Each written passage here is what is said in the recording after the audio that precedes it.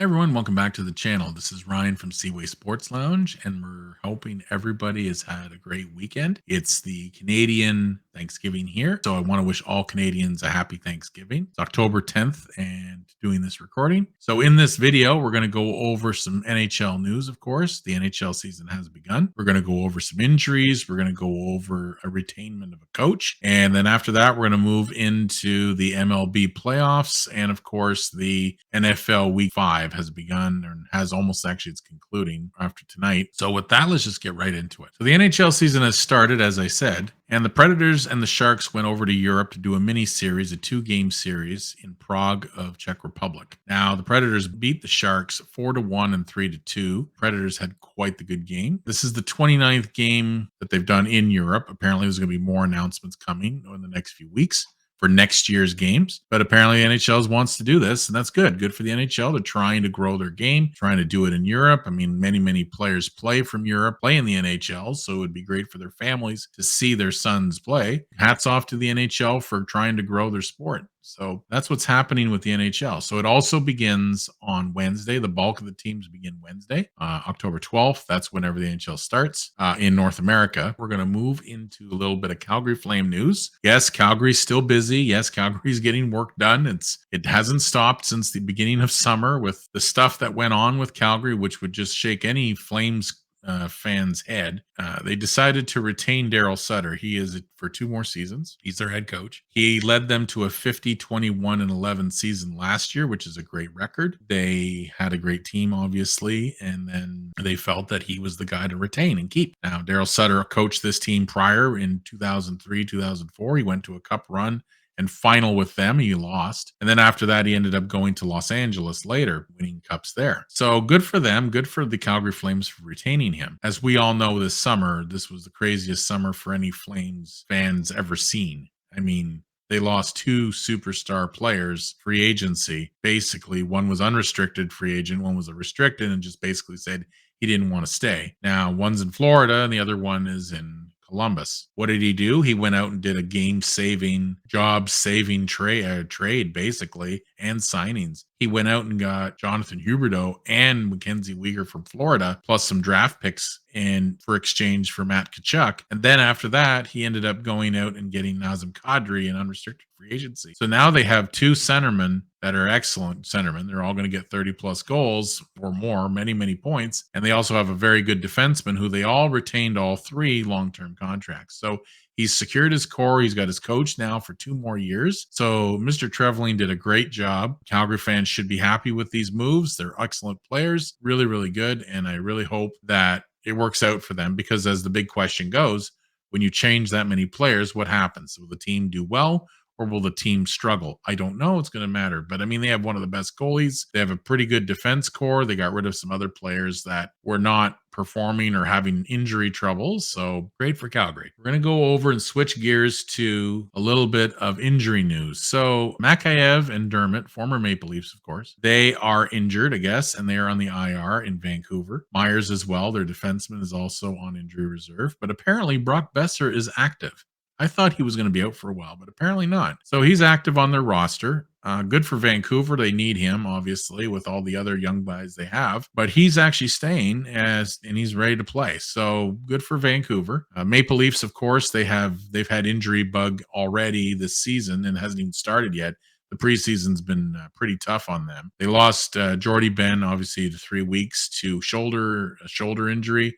They also have placed Timothy Liljegren on LTIR because of his hernia surgery that he had to have 2 weeks ago. So the Maple Leafs are going to have some tough depth moves to do, and they're also having cap trouble, of course. So there was talk actually earlier today that they might start the season with 1 player short. Probably will happen. I mean, Tavares is out as well with his oblique muscle injury. So there's that. He believes he's going to be ready for the season, but we'll have to see how that goes. Some news that surprised me. Robertson ended up going to the Marlies over Dennis Malgin. So I guess Dennis Malgin was able to eclipse him. I thought Robertson had a good camp, but I guess maybe it's just a matter of just little things that were different, and maybe they feel Robertson needs a little more time. I don't know. I'm not a scout or a professional hockey administration person, so I don't know what they're looking for.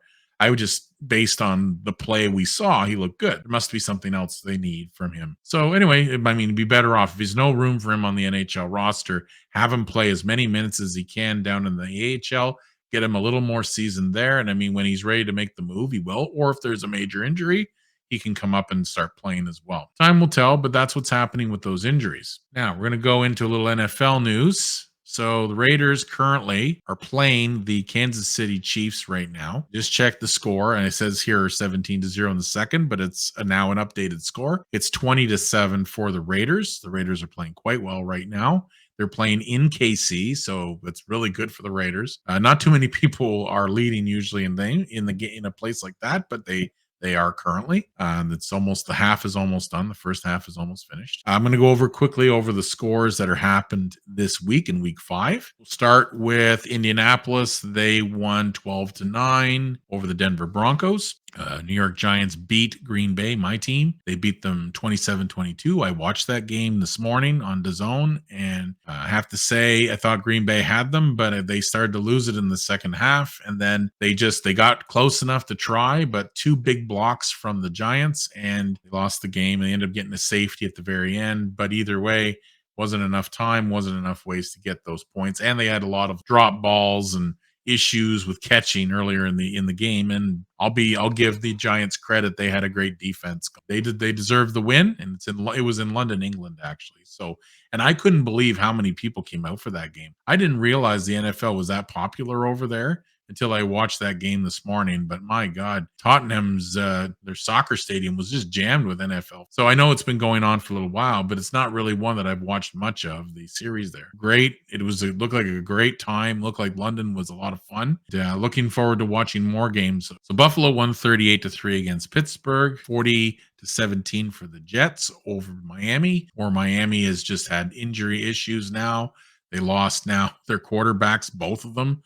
There's talk that both of them have major injuries. Obviously, their main quarterback had a massive injury 2 weeks ago, and now they have Teddy Bridgewater had a head injury leaving the game yesterday. So I have no idea what Miami's going to do. I mean, they were touted as a favorite for me. I felt they were going to be the sleeper team of the entire NFL, but apparently that's not probably going to be the case. But that we'll see what happens. It's still only week 5, but it doesn't look good in my opinion. So they're going to have their work cut out for them. Houston won 13-6 over Jacksonville. Chicago lost 22-29 to the Minnesota Vikings in Minnesota. Chargers won 30-28 over the Browns, and Seattle lost 39-32 to New Orleans in New Orleans. I didn't watch that game, but I had it on, but I didn't have a chance to sit down and actually watch it. Let's see what else here. We have Tennessee won 21-17 over Washington, over the Commanders. Of course, Detroit got smoked 29-0 against the New England Patriots in New England, and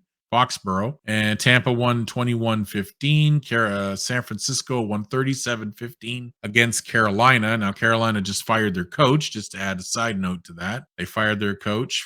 He had a 1-4 start, so they felt that he wasn't the right fit, so they got rid of him this afternoon. Actually, that just happened. Philly won 2017 against Arizona. Dallas won 22-10 over the Los Angeles Rams, and Baltimore beat Cincinnati 19-17. So pretty close games overall.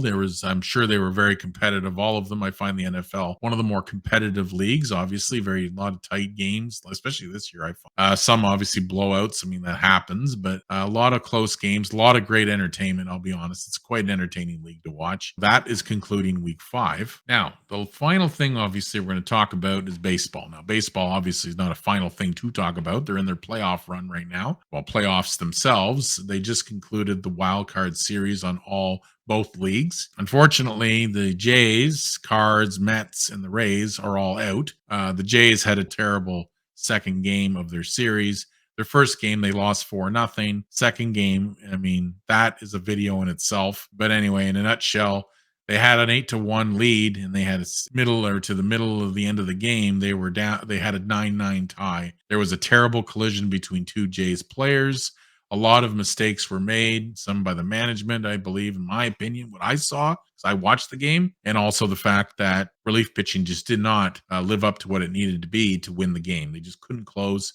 And I've said before, when you watch this game, if you watch it, if you have a chance, watch the fans' reaction. You can see the fans' reactions change as each inning passes because they know that it doesn't look good. The momentum is shifted to the Mariners, and the Mariners did exactly what they had to do to win. And they won by one. They won 10-9. So again, terrible ending for the Jays season. They did have a great second half. They turned it around. They did really well, and they got into the first wild card. But unfortunately, it just didn't happen. But I mean, other teams like the Cards went out too.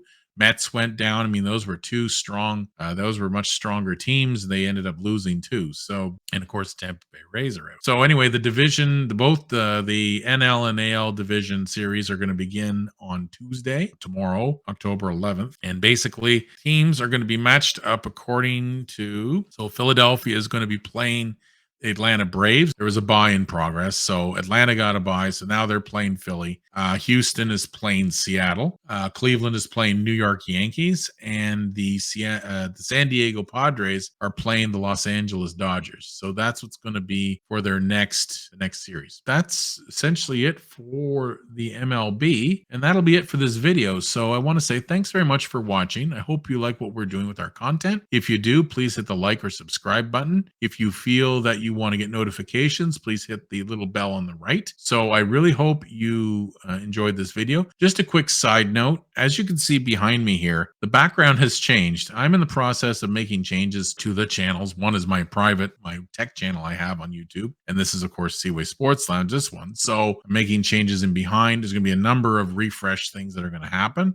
It needs to happen, and it's all about the growth of both channels. So that's what's happening here. So that's why you're seeing the background is white now. It's just white walls. So it's just white walls. So anyway, that's happening, and that's pretty much the big announcement at the end. So just stay tuned for more changes as they come, and I wish you all a great week, and thanks for watching, and I will see you in the next video. Have a good night.